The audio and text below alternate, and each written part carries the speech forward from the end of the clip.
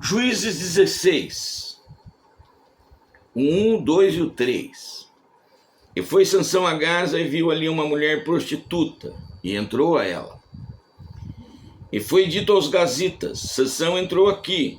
Cercaram-no, e toda noite lhe puseram espias à porta da cidade. Porém, toda noite estiveram quietos, dizendo: até a luz da manhã esperaremos, então o mataremos. Porém, Sansão deitou-se até a meia-noite, e à meia-noite se levantou e arrancou as portas da entrada da cidade com ambas as ombreiras, e juntamente com a tranca as tomou, pondo-as sobre os ombros, e levou-as para cima até o cume do monte que está defronte de Hebrom. Sansão cresceu, ficou adulto, e aí então chegou a hora dele fazer escolhas. Mas aqui a gente percebe que, além de ter uma força descomunal, que fez com que ele enfrentasse os filisteus em várias situações, e que derrotasse 1000 filisteus, ele, assim como ele tinha essa força descomunal, ele também tinha uma displicência com as coisas de Deus. Primeiro, ele escolhe para casar uma mulher da casa dos filisteus, que eram os inimigos de Israel, a tal da mulher estranha que a Bíblia fala. Aí ele vai, obriga o pai e a mãe lá e pedir ela em casamento, né? Eles vão, pedem em casamento, já começa por aí. Depois, no meio do caminho, ele mata um leão. Dentro do leão morto se forma uma colmeia de abelha, né? Provavelmente na ossada do leão. E ele vem, pega o mel, leva e dá para o pai e a mãe. Quer dizer, ele era nazireu, ele não podia tocar no cadáver. Era regra divina. Ele vai, toca no cadáver e ainda faz a mãe participar daquilo que Deus tinha proibido.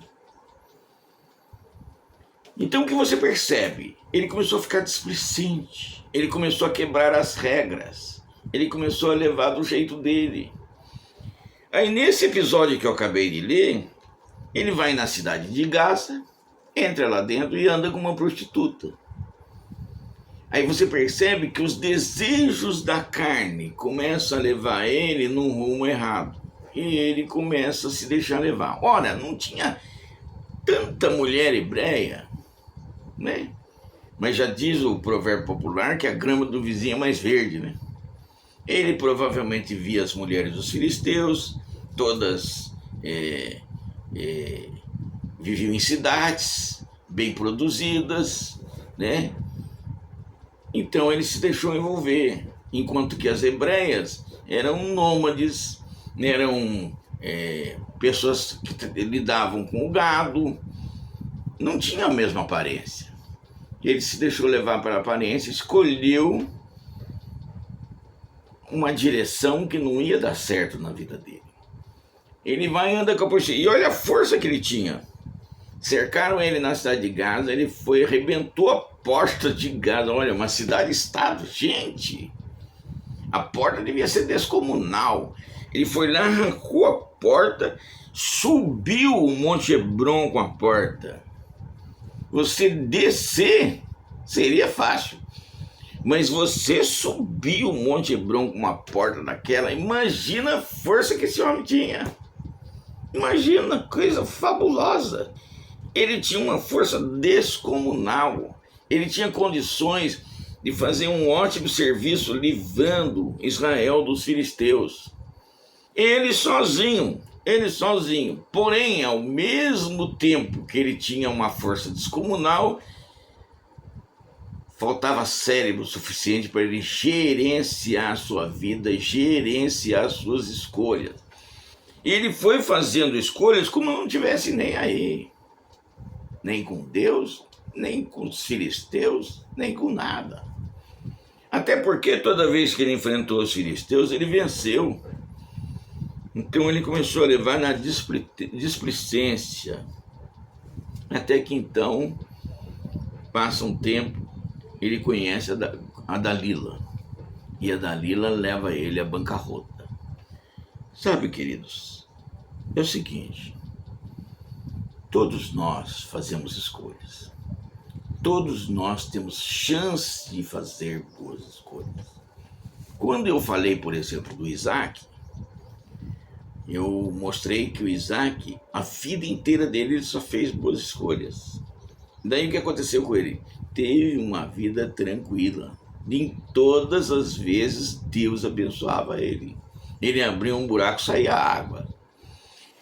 No caso, por exemplo, do Jacó, ele entrou numa luta com Deus. Porque ele queria a bênção, mas queria do jeito dele. O Sansão não, você percebe uma displicência total. Ele não levava Deus a sério, a proposta de Deus. Ele não levava a sério de jeito nenhum. Estava na cara, queria se dar mal. E assim é com a nossa vida. Nós estamos diante de Deus. Nós podemos fazer boas escolhas. Sabe, gente, eu costumo dizer o seguinte, olha, eu fiz 1 milhão de coisas erradas. 1 milhão. Mas eu fiz 2 coisas que mudou a minha vida. Primeiro, eu aceitei Cristo como meu único e suficiente Salvador. Daí a minha vida começou a mudar. Depois, eu orei a Ele e pedi uma esposa. Eu queria casar com uma esposa crente, que eu pudesse viver a vida inteira. Ele me apontou a Eunice, que é a minha esposa. E eu casei com ela e vivo com ela há 40 anos. Uma vida maravilhosa. Entendeu? Em 2 coisas, em duas acertadas, 2 escolhas, eu endireitei minha vida. Todos nós podemos fazer uma boa escolha. Todos nós podemos ir em direção à vida eterna. Todos nós podemos ter o apoio de Deus. Vai ser só vitória. Problema a gente sempre vai ter. Mas em todos os problemas, Deus vai nos dar a vitória. Basta você fazer a boa escolha e Deus vai levar você à vitória. A vitória final é que interessa.